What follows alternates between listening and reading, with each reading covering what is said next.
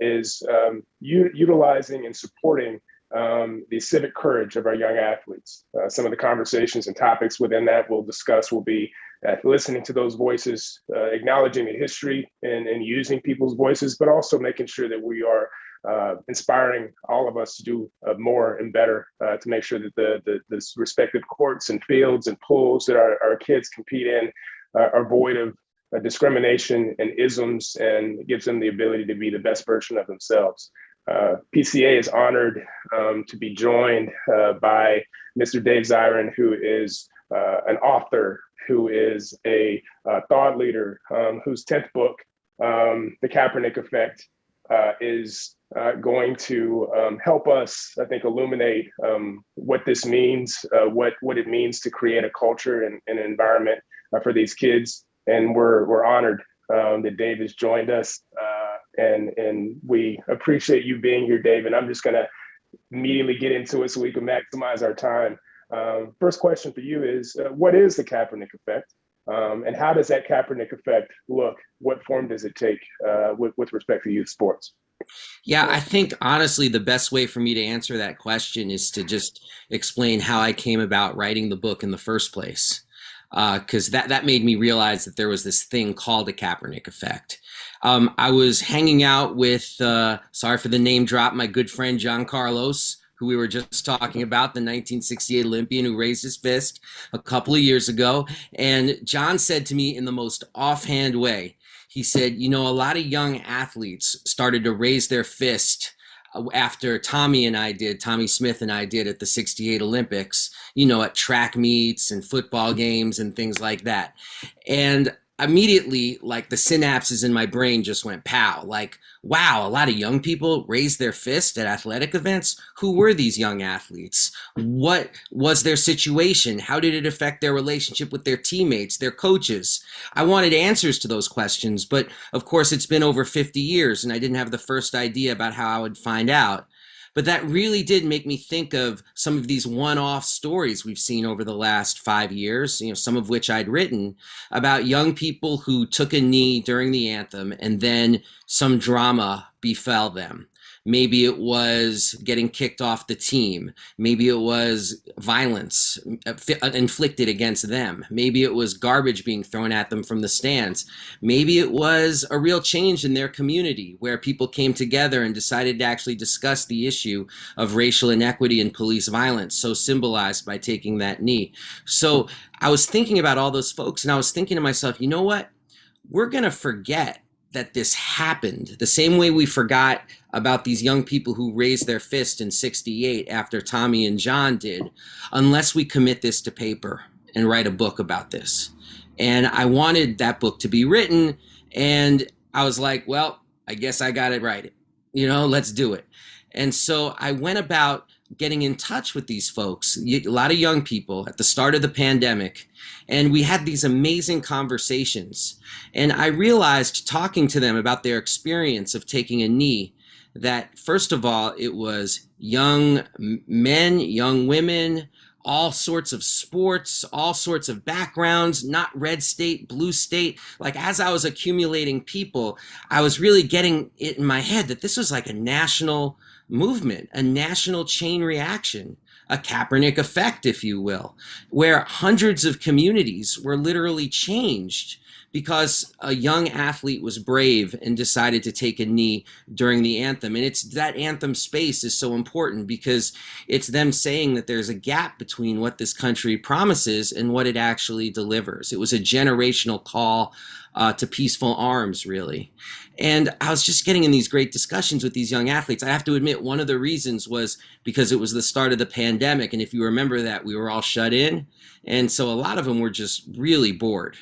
And I know normally, I mean, I have a 17-year-old daughter. Normally, when I call her up on the phone, she's like, what's wrong? What's the emergency? And I'm like, nothing, I'm just calling. And she says, oh, well, you called. You should text next time. You worried me. You know, so it's just like, even like phone calls were different at the start of the pandemic because they were bored.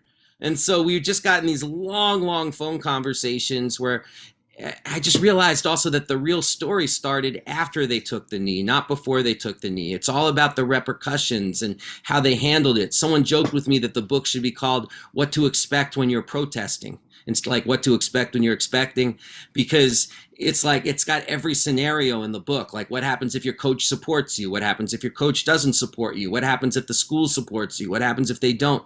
All these young people live through these scenarios, and I got it. And so that was going to be the book. And I was happy enough just to be like, we're not going to memory hold these young people. We're going to actually bring them out into the light and really highlight them and celebrate them. But then the book changed even again in the summer of 2020, after the police murder of George Floyd, because I went back and I was like, I have to call these people. So I went back and called everybody who I interviewed. Tougher to get in touch with them this time. And one of the reasons it was tougher to talk to them was because they were either in the streets or organizing people to get in the streets. They were in action mode. And that really led me to believe, like, my goodness, many roads may have led us to the summer of 2020 and the largest protests in the history of the United States. But one of those roads runs straight through the athletic fields of America, and we need to tell that story. Amazing. I think something I heard you mention in a previous podcast describing the Kaepernick effect as a method and a language. You know, it's not about Kaepernick. It's more about giving these young people a voice and a method and a language to move forward with. When we actually launched our Sports Can Battle Racism initiative back in the summer of 2020, we really wanted to focus on providing a space for us to have courageous conversations, but also to take intentional solution-based action, right, to see change. And we did receive a lot of backlash. And one of the common, I'd say, counter reactions was, why are you bringing youth into this conversation? Like, kids shouldn't have to worry about this. And in a perfect world, you know, kids wouldn't have to worry about this. Can you speak a bit to this generation of youth and the power that they have, and, you know, why you feel so many young people were compelled to join in protest? Yeah, I think anybody who says kids shouldn't have to worry about this just hasn't been paying attention to the last 10 years. I mean, young people are worried about this because it's a part of their lives, the realities of so many different issues. And I think sometimes us in this older generation don't listen nearly well enough to what they're trying to say. I saw this cartoon, which I think about a lot when we have these discussions, where this older person is saying to a young person, "Why are you so depressed all the time? Why are you so anxious all the time? What's wrong with you?" And the young person says, "Well, there's the environment, there's police brutality, there's the pandemic. Should I go on?" And the older person says, "I knew it was those phones."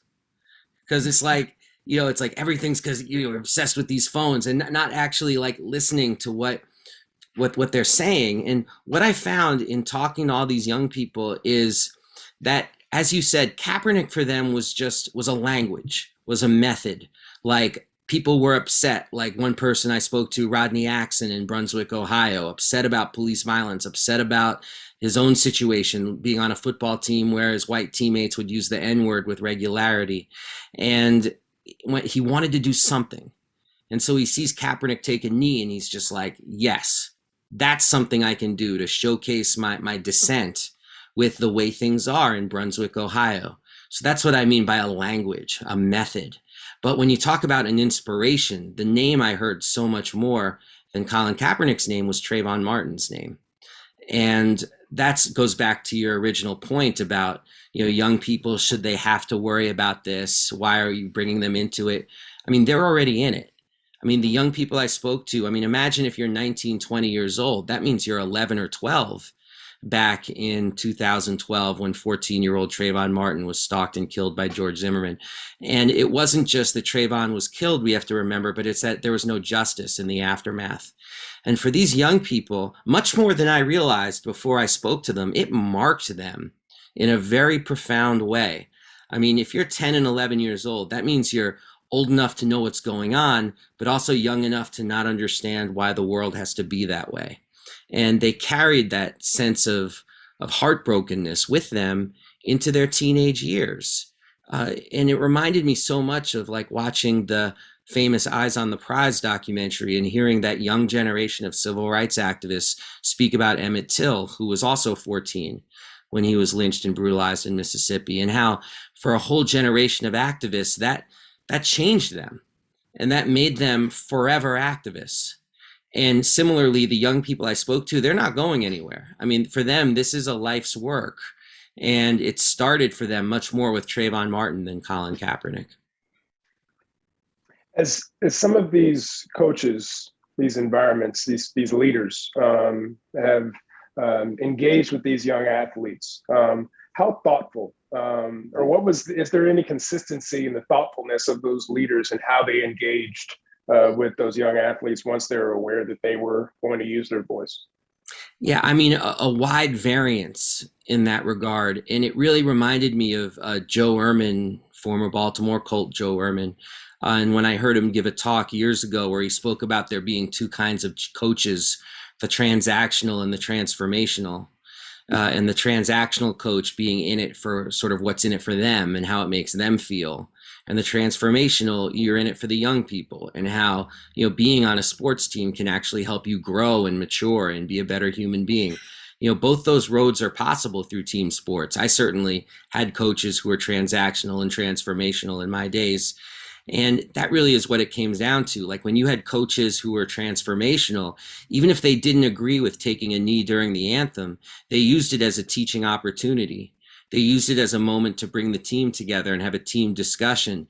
They used it so the people on the brown and black players on the team would be able to communicate with their white teammates about what they're going through and really hold up that ideal of sports team is like a family and really put it to the test. Because I think that whole rhetoric about a sports team like a family is far too often like a raincoat with holes. You don't even care that it has holes until it actually rains. And the moment of young people taking a knee, that was a thunderstorm for a lot of teams.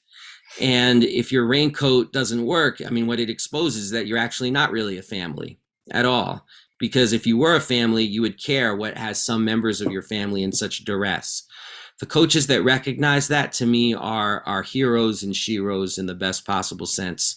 The other kind of coach was frankly more prevalent, at least in the survey that I did and in the people with whom I spoke.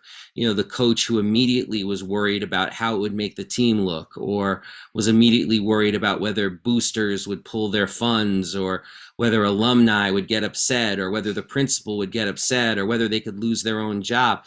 It all came back to themselves and how it would affect them and not what it means for the team. So it's all about that perspective. Like as a coach, are you looking at the locker room or are you looking in a mirror? So true. And when you speak about the transformational versus the transactional coach, it reminds me of what we talk about at Positive Coaching Alliance and a coach's responsibility to really, teach life lessons and develop the character of their athletes and understand that it's not about them. It's about those that are entrusted in their care. And when we talk about this generation of youth who are more courageous and more, I'd say, have more civic courage than youth that we've seen in the past. They're not going to just stand idly by and not say something when they see something that's happening that they don't agree with. So they really inspire me. And in order to coach this generation today, you have to be a transformational coach. But I wanted to dive into some specific examples of some of those that you interviewed. You did so many, deep dives into athletes' stories across the nation. Does any of these stories stick out to you? Can you share maybe some examples of some of those interviews? Yeah, I mean, one story I'd love to share is one that, to my shock, was excerpted in Sports Illustrated, and I couldn't believe that this story was gonna get that kind of attention, because it's precisely this kind of story that doesn't get the attention that's so needed, and a story that's fantastic and interesting and dramatic and has all the elements you want in good storytelling. And it's a great example to me of where we are as a country. It's evocative, because that's something I really believe in, is that sports is a lens by which we can understand this country and the world. And this story is at Garfield High School in Seattle, Washington. Now, for folks who don't know Garfield, I mean, this is quite a place. It's where Quincy Jones went to high school. It's where Jimi Hendrix went to high school. and in the city of Seattle, I mean, it is a treasure.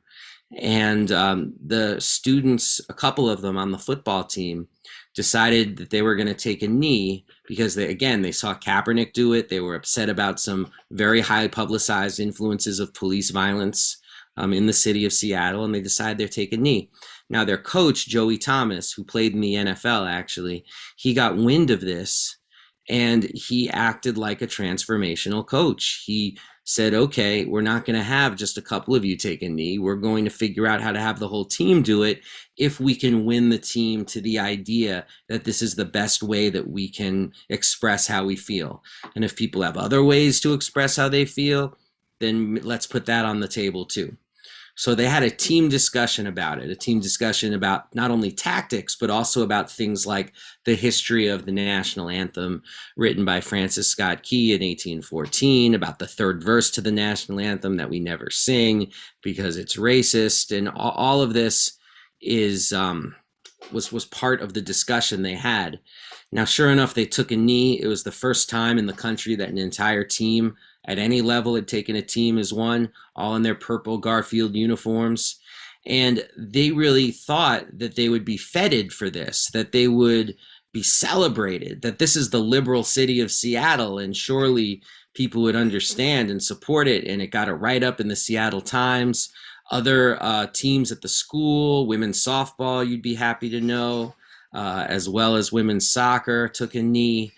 And yet, liberal Seattle did not come out in grand support for this. There were threats made against the school. There were phone calls made to the principal that were of a threatening nature. The coach, Joey Thomas, had the tires of his car slashed. That part was terrible. And then the administrative support down at the central King County Public School Center, whatever they call it there, Board of Education, I guess, of King County, they forced Joey Thomas out of his job. And now he's, this incredible coach who came up in Seattle and then teaching at Garfield. I mean, what a great way to, give back and pay forward your own formative years in a city. He's now coaching in Florida, and that's a great loss for the city of Seattle. And, I called the King County Board of Education, tried to get comment from them about, why is Joey Thomas, why did he feel like he had to quit his job? And they wouldn't even talk about it. It was like under lock and key. Meanwhile, Joey Thomas told a story of being faced with charges of recruiting from another high school, which were quickly dropped, and trying to be switched to another school. And basically, they just used administrative tactics to make his life as difficult as possible, until he felt like he had no choice but to quit. So, but at the same time, you talk to Joey Thomas and you say, do you have any regrets? He says, absolutely not. You talk to some of the people I spoke with, like Janelle Gary and Jelani Roy, and these young athletes, they feel like this was one of the great formative experiences of their lives. And people have asked me why I spend so much time on the book on these high school students. I mean, there's sections on college and the pros too, but high school is the biggest. And one reason for that, honestly, is I just wanted the book to be true to the proportionality of the movement itself. And in the movement, I mean, high school students were leading this, not professionals by any stretch, but it happened at the youth sports level. They were the ones really raising the flag, so to speak, for others to follow. And that bravery demands attention, and it also demands study. Because you said it really well, Marty. It's like you have this generation now that's more demographically diverse and less tolerant of intolerance than any generation in the history of this country. And so we have to ask ourselves, well, what does sports have to do with that? And how can sports be something that is a tool in the hands of these young people as they try to make a better world? And they are facing the most unbelievable wall of reaction. I was doing an event with Professor Eddie Glaude out of Princeton, and he made a point I didn't even think about when I was writing the book. He said, because I was saying, a common thread in the book, I was saying, is that none of these young people regret what they did. They all feel very positive, even if the end result was them being forced out of their college or kicked off their high school team. They felt really good about what they did. These are calloused young people. And he said, in other words, they're tough. And he said, Eddie Glaude said, well, do you know another thing that binds all these stories? And I said, what? And he said, well, the threat of violence as a response to what they're doing. And I think that threat of violence, which you're also seeing in these debates about whether it's critical race theory, so-called critical race theory in schools, like I think these young people taking a knee were really like the canary in the coal mine, if you will, really warning us about this reactionary torrent in this country that was going to stand up against them for daring to try to make the world a better place.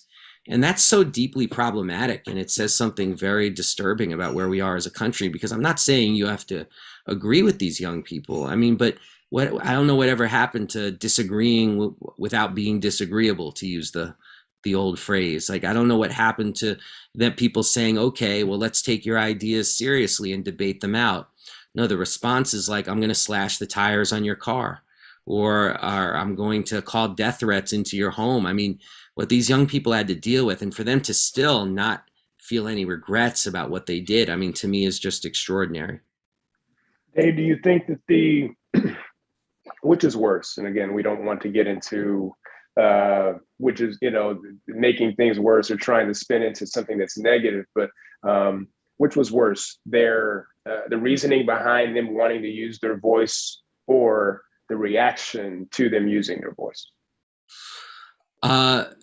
Worse as in what? Worse as in for those kids, right? Like, how were they affected by, was it what drove them to use their voice, or was it the reaction that their community had to them using their voice? It's so funny, because the answer to that is not what I would have expected at all, and which is just another sign that these high school students are a lot braver and tougher than I certainly was in high school. Because for them, the worst part was everything in the world that pushed them to take that knee. It was the viral videos that they would see on Twitter. It was experiences in their own family. It was a feeling of voicelessness, or of being deliberately unheard and not knowing what to do about that. I mean, for them, there was a lot of, I would call it existential pain, of feeling like the world was broken and them feeling like there was nothing they could do about it. So there was something so affirming for them about taking a knee. And in a weird way, the backlash for a lot of them was only proof for them that they were right to take a knee. Because there's that old expression, the opposite of love is not hate, but indifference. It's like people were not indifferent to their actions. People were either very taken by them in some cases, and very wanting to hear what they had to say. Holding school assemblies about what they did, like whole kinds of things like that. But then you also had the violent reaction. And for them, even just seeing that sort of backlash was an assurance to them that they were on the right track to making the kind of change that they wanted to see. Now, I just want to be honest. If I was in high school, you could turn that equation on its head. Like, I would have been like, wait, you mean my coach doesn't like me anymore? It's like, why do all the parents hate me? What's going on? Because that's, to me, what high school is like. You're so scared of negative attention all the time, especially from adults. And scrutiny is like kryptonite for a high school student. At least it was for me. And to see these young people so willing to ride this particular horse is inspiring to me. And it makes me think that this generation is fundamentally different. Yeah, I agree 100%. If I look back to my high school days, I mean, the thought of being ostracized or feeling like, I didn't belong because of something I said or speaking up definitely would have scared me and kept me quiet. But I'm just so inspired by the youth today and what they're doing leading this charge. I do want to transition a bit to the history of sports and activism. When we talk about, human rights, civil rights, even women's rights, we can't not think about, the role that sports and athletes have played in bringing some of these issues into mainstream conversations. There's a ton of examples throughout history where, sports has been used to reconcile a broken nation. Can you share a bit more about how we can best learn from the historical examples of athletes using their voices in order to address and protect those sharing their voices now? Yes, absolutely. I mean, the first thing is that you're going to hear people say all the time, sports and politics don't mix. When what they're really saying is sports and a certain kind of politics should not mix. You know, they're imposing their own political view on what politics sports should project. I mean, we see this right now with a lot of, right-wing politicians, like people like Ted Cruz, Donald Trump Jr., siding with Kyrie Irving and saying, because whatever one, I'm not wading into this issue, but I'm saying that, like, the mere fact that Kyrie Irving is now saying, I don't want to feel compelled to get a vaccination, because that's their perspective. Now they're all about, yay, sports and politics. But when Kyrie Irving was saying Black Lives Matter, they were like, shut up and dribble. And so you can't be selective on this question. It's like you either understand that sports are just objectively political or you don't. And there's a reason for that that's rooted into the heart of organized sports. When it first starts in the late 19th century, it's founded on the myth of inclusion and the reality of exclusion. Like that was baked into the cake of sports. And let me say what I mean by that.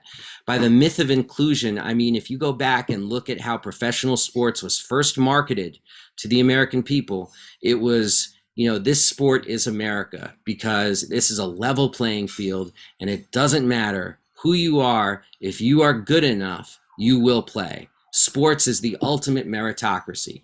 Of course, that was a myth because the reality was exclusion. Women not allowed to play at the very start. If you're Black and brown, it's like, make your own leagues if you want to, but you're not going to get any funds, any support, anything. Just stay away from the main sports leagues, which are going to be about white men. So the whole history of sports then is like actually a fight for inclusion. From the very beginnings, like you see women fighting for the right to play. You see Black and brown folks fighting for equal access to opportunity, to equipment, and all the rest of it. And an effort to turn this very unlevel playing field into a level playing field. And that fight continues today. That fight is ongoing on a whole host of issues that I can name. But I mean, we could talk about the NFL right now and what was revealed by some of these emails that are leaking out in terms of like the reality of exclusion from things like coaching ranks and executive ranks for Black former players or just executives in general. You don't have to be a former player to get these jobs if you're white, but it seems like it's a necessity to even get an interview if you're Black. So this is the reality of sports. And then, of course, I don't know how you tell the story of the civil rights movement without speaking about Jackie Robinson. I don't know how you tell the story of the 1960s without speaking about Muhammad Ali. I don't see how you talk about the fires of 1968 without John Carlos and Tommie Smith, the women's movement with Billie Jean King. I mean, LGBTQ athletes are still fighting for access the same way women and people of color did over a century ago. I mean, so this is an ongoing story, but people have to understand that the ongoing narrative of sports is actually a political story, not just a story of heroism between the lines. So true. And one thing that, came to my mind as you're sharing these historical examples, we all as a society celebrate them today. We celebrate the Jackie Robinsons and the John Carlos, Tommie Smith, the Billie Jean Kings, right? And the Muhammad Alis for those moments. But in the moments when they happened, they were shunned and dragged for filth during that time, right? In which they took place. And they were sacrificing a lot and the victories weren't final. And the celebration of these moments oftentimes didn't come until decades later, right? There are a ton of stories that have not been told as well and have been forgotten. Oftentimes, female athletes were left out of the conversation, didn't receive that recognition or respect when they were involved, and oftentimes, leading these discussions and conversations. So I think it's important to recognize that intersectionality as well in the work that females have done. How can we better illustrate and share some of their important stories? It must be done. I think one of the ways is learning the history. is very important. I mean, because without the knowledge of the history, it's impossible to teach the present and the future without this understanding of the past. I could recommend a ton of books: Coming On Strong, Nike is a Goddess, Shattered Glass, Stolen Bases. These are all amazing books about parts of history that you would not know existed, like the history. I mean, if you, I mean, I could say this right now, Marty. If you haven't read Stolen Bases, about the history of women's hardball, it's one of the best books I've ever read about sports. Period. And make someone put that on your Christmas list or something, because that book is unreal. And it's like having some basic knowledge of that history is so important. And then supporting women athletes in the present, whether you're talking about the U.S. women's national soccer team, whether you're talking about the WNBA, whether you're talking about some of the amazing Olympic athletes that we just saw perform, or in Simone Biles' case, didn't perform, but given her all the support that she certainly has beyond earned.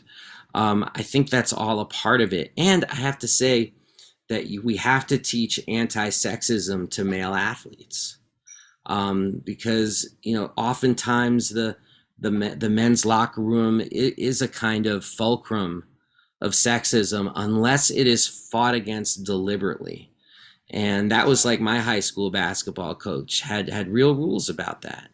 And would have real discussions with people if he heard that people straying from that. And he's like, if you don't, he would say to us, you know, if you don't respect other athletes, you'll never respect yourself. And that goes for all athletes. And so he would also bring in some of the women's coaches to talk to us. And there were a lot of people on the team who were skeptical when he started doing that. But by the end of the season, I really do believe we were better people for the experience. So, I mean, it goes back to that word intentionality.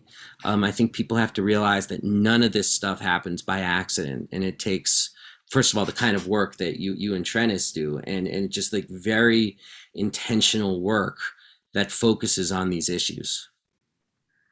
Dave, why, amongst all things that are extracurricular activities, why sports, right? Why is sports the thing, from the highest level of a Hall of Famer to, you know, a team in Beaumont that is comprised of youth sports, you know, young football players? You know, why do they want to use their voice? Why is sports the mechanism and the time that they end up wanting to use or end up using their voice? Well, it's a lot, I think a lot of reasons, but I think one of the reasons is that, you know, this is a case of these young people looking at their world and really asking themselves, where do I have leverage? And in a lot of these communities, even if you're young, you have adults looking up to you or investing their time in you or cheering you on. And all of a sudden you're at a different platform than if you were, you know, a student or in the band or any sorts of other incredibly worthwhile activities. So some of this is just the objective reality about how we value sports as a society. And we could argue that it's unhealthy and that we should be, you know, like absolutely investing as much time and energy and cheering into students who are great at STEM, you know, and not sports. But, you know, it's like the old expression, you know, you can choose not to believe in gravity. It won't help you when you're falling out of an airplane.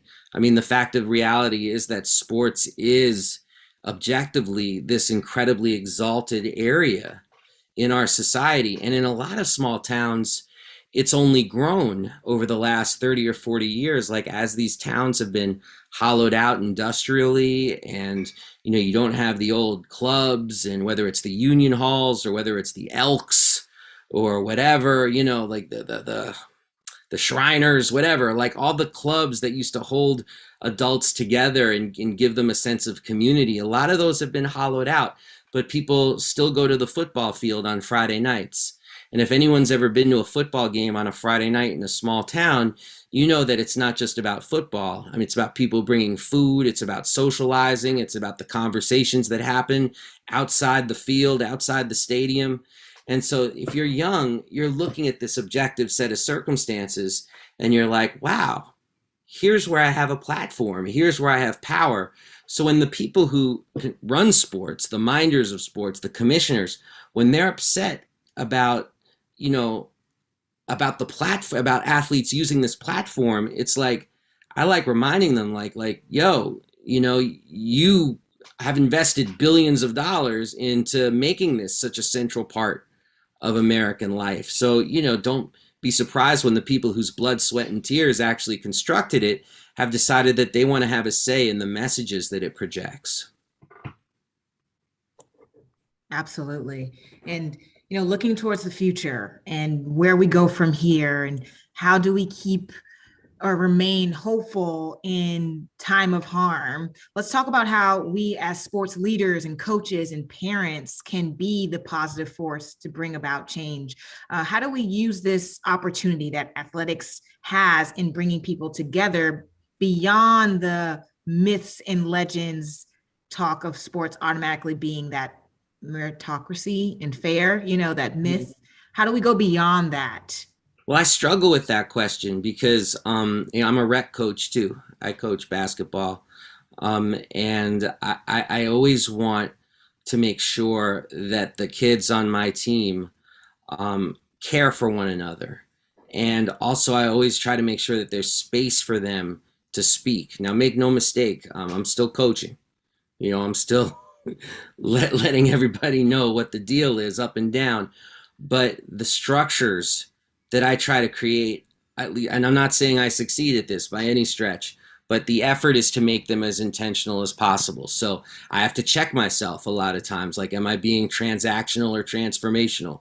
That's a thing I got to check myself on, because sometimes you do get swept up in the excitement and ego and adrenaline of the whole thing. I mean, we went unbeaten last year, and then our last game was, or 2 years ago, and our last game was canceled because of COVID, the championship game. And at first I was really upset. And then I had to ask myself, am I upset for myself or am I upset for these kids, And if the kids are upset, well, then that requires a degree of them trying to help them get some perspective about, look, there's a global pandemic starting. The most important thing is not this game, but caring for yourself, for your families. Remember, this was early on. So it was take your, vitamin D, wash your hands, mask up, all the basic things. Wash off your groceries, trying to help your mom, your dad, whoever at home to help with that. So, but it's that wasn't my first instinct at all. My first instinct was, the championship, really? So intentionality is so important. I know I keep coming back to that word, but it's so important because I feel like you said, the society we're in can cause a great deal of pain. And if we do nothing except sort of go through the motions or are only thinking about X's and O's, then in an odd way, we become complicit in that process, instead of being the kind of people who are intervening in that process and trying to turn things around for these young people. And then the last thing is the method I did for the Kaepernick Effect is also, in terms of writing it, is also the method I think for coaching is really important, because it's in the book, I really try to center them, not myself. So it's not my voice in the book. It's not me saying, well, here's what I think about what Coach Joey Thomas did at Garfield. It's an effort to make sure that they have that space to speak their truth. And when on a team situation, I do try to make sure that that space exists so that they feel centered. One thing I can't stand is when I see a coach, and I'm sorry to get nitty gritty here, but when I see a coach bring up 2 people to do a drill and then everybody else is sitting on the side and watching, or 4 people to do a drill and then everybody, it's no, get them moving, get them doing, get them exercising, get them learning. Don't turn them into spectators in their own sport or on their own team. That was a long answer, partly because I wasn't sure what to say. So I was winging it a little bit, but everything I just said, it truly comes from the heart. And I do think about my own coaching foibles a lot when I'm doing this work.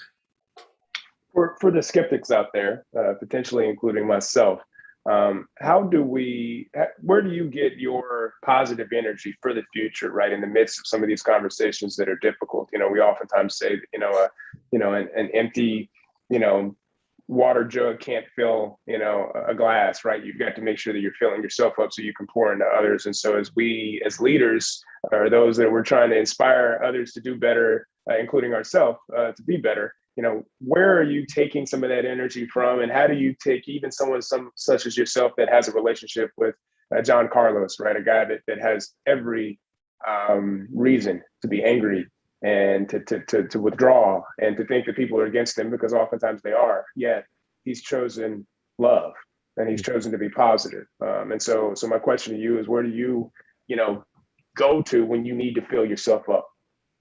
Well, I mean, I feel, first of all, I can speak for John. He just, there's a famous quote that Muhammad Ali said after his title was stripped, and he said, I guess I just love, I guess I just appreciate the love of my people more than the money. And you could put that on a letter and send it to Richard Nixon. And it's not dissimilar to John at all. Like he loves the love of his people. And by his people, I truly mean all people who appreciate the work that he's put in I mean, you got to understand, people like John Carlos have been given the chance to, for lack of a better term, sell out 1,000 times. And, all you have to do is recant.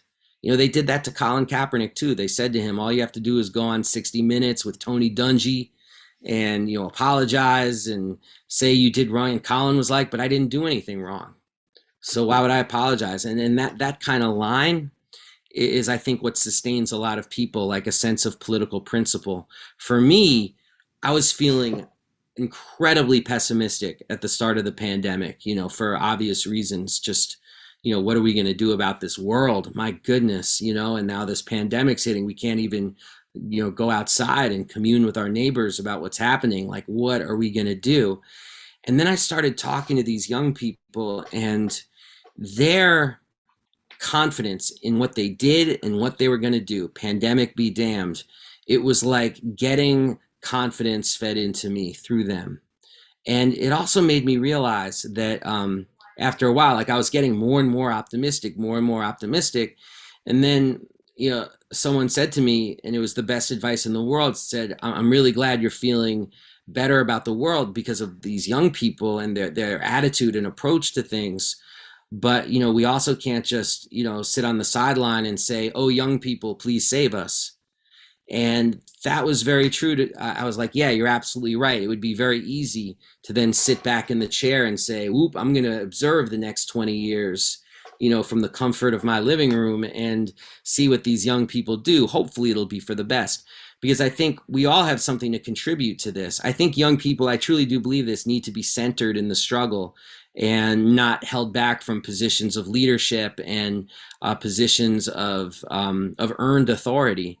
But I also think that we can all benefit from giving of ourselves ideologically, politically, materially, organizationally, all the lessons we've learned from history, which we can help young people learn this, and it'll only make them feel better. Like one of the folks I interviewed, actually several of them, they had this in common, like didn't really know who Tommy Smith or John Carlos was, in some cases didn't even really know who Muhammad Ali was beyond, oh, he was a boxer.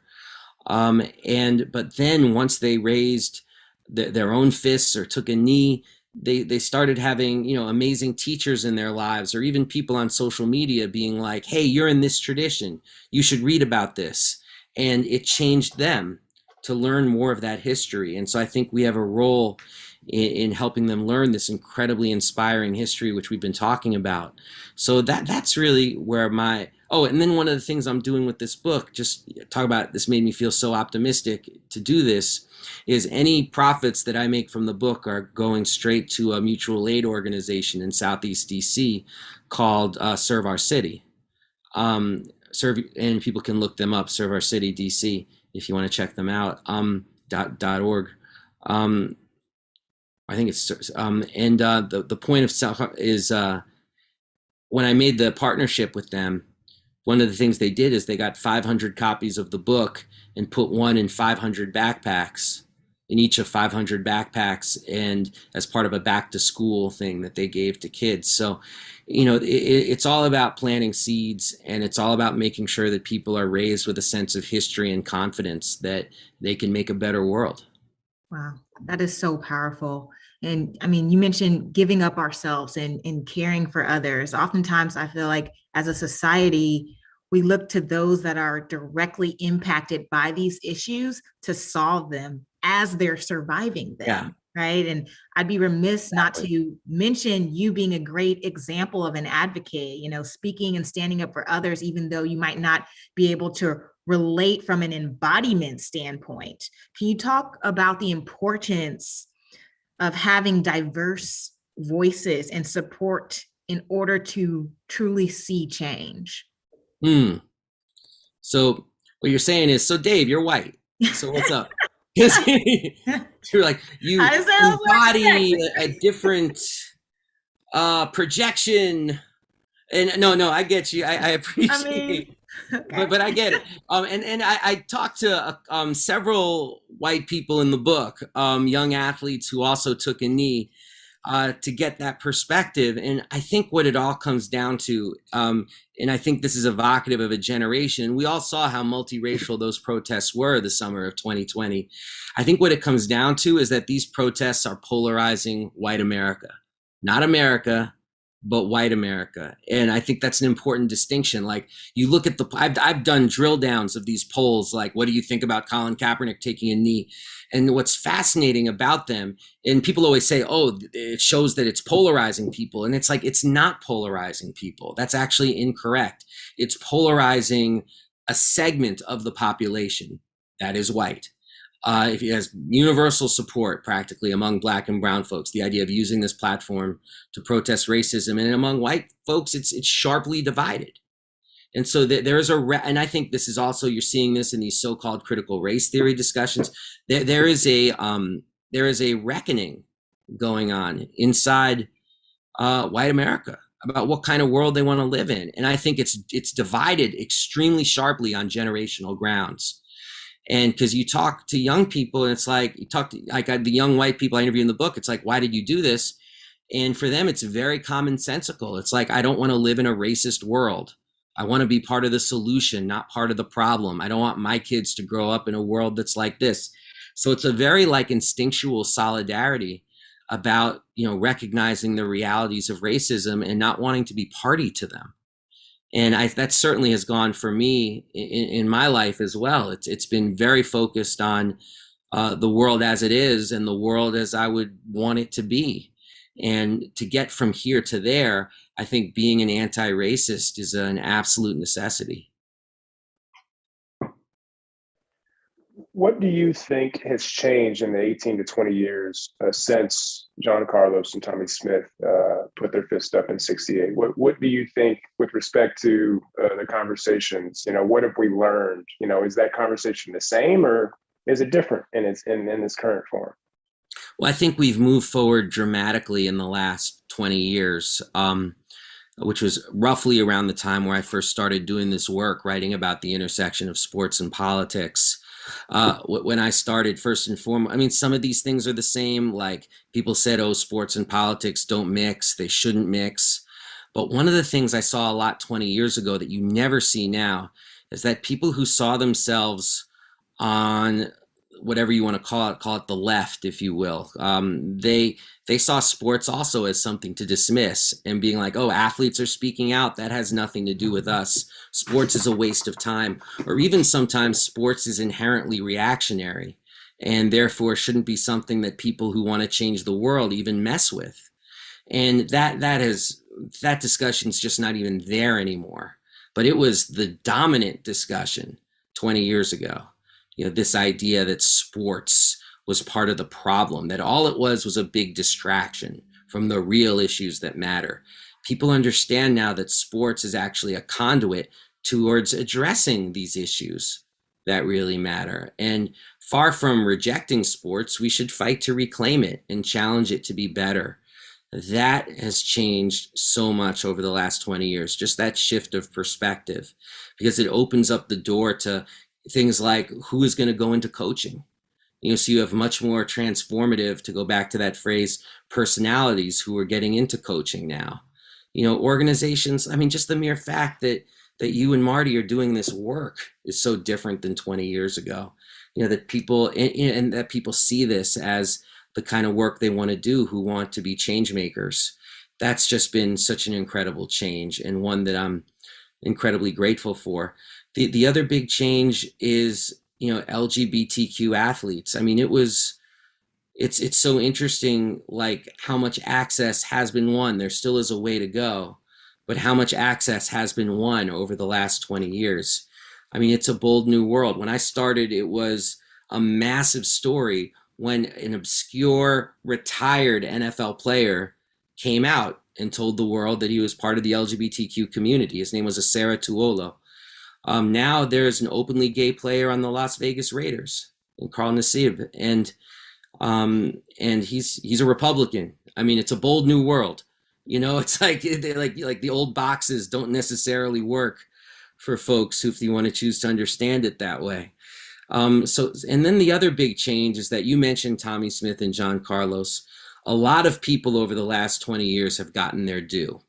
Now, we can make the case certainly that there's a degree of appropriation with that. There's an effort to try to, and we all, this rankles, I think, all of us, this idea of praising people once they're older or once they've passed on, and excoriating them when they're in the moment. And we've certainly seen that with Colin Kaepernick.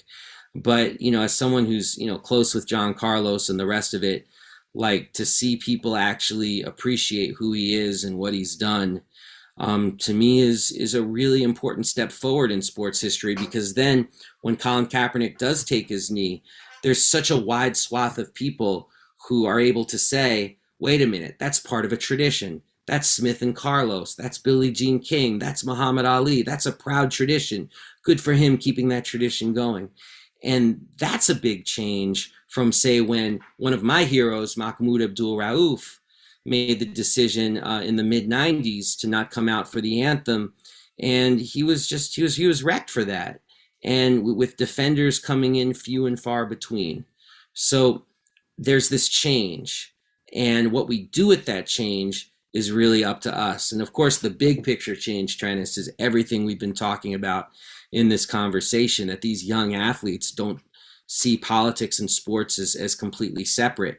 It's just so amazing to me from a historical perspective. Like, when there were a ton of building occupations in the late 60s in protest of the War of Vietnam, it was not uncommon on college campuses for the football team to be recruited to either physically accost protesters, or in some cases actually form a picket around the buildings that were being occupied to keep out food and water. That was a pretty common occurrence on college campuses. Fast forward to today, the resistance is on the football team. I mean, wow. Sometimes I have to pinch myself to even realize it. It's like, wow, people are looking to football players and other athletes as a way to keep resistance alive. And because these young people are actively looking for this, as coaches, we need to figure out how to make space for them so they feel heard. That doesn't mean we have to clap at everything athletes do or say, because that's patronizing too, and the goal is to not be patronizing. The goal is to actually listen, to center their voices, and to try to make sure that what they are going through is something that the family of the team understands. As we bring this conversation to a close, I wish we didn't have to, but time is what it is. When we speak about legacy, and in particular, your legacy as an author, but most importantly, your legacy as Coach Zirin, as Coach Dave, however they refer to you, right? Like, if you have your way, how would you want your time with those kids and the advocacy of some of these conversations to be remembered?